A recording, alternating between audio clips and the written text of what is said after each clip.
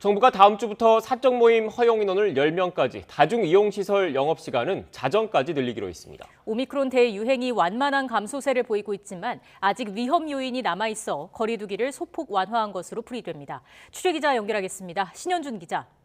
네, 신현준입니다. 네, 변경되는 거리 두기 언제까지 시행됩니까?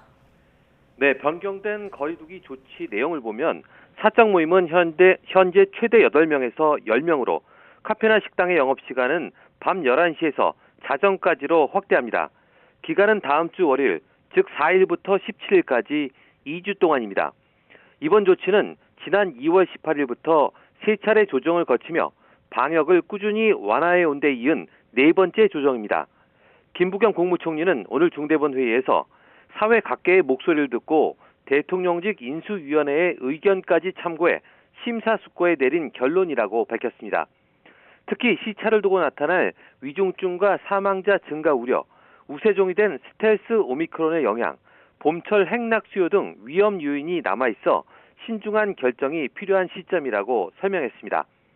하지만 앞으로 2주간 위중증과 사망을 줄여나가면서 의료체계가 안정적으로 관리된다면 남아있는 사회적 거리두기 등의 방역 조치를 다음번엔 과감히 개편할 것이라며 거리두기 완전 해제 가능성을 내비쳤습니다.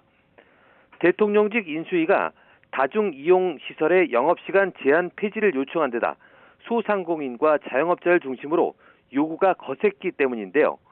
사적 모임 인원 제한이 큰 의미가 없어진 상황에서 영업시간 제한 해제까지 되면 2년 가까이 진행됐던 거리두기는 사실상 폐지 수순을 밟게 될 것으로 보입니다.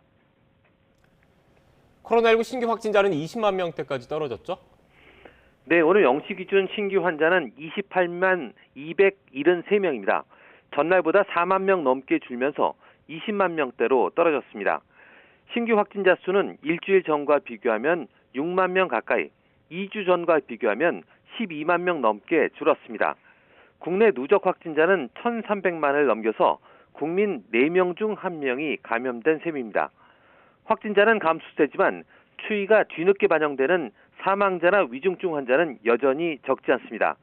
어제 하루 코로나19 관련 사망자는 360명 발생해 누적 사망자는 16,590명입니다.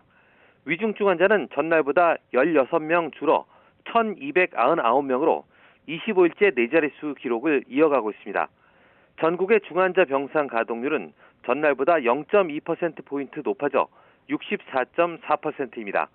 지금까지 사회 2부에서 YTN 신현주입니다.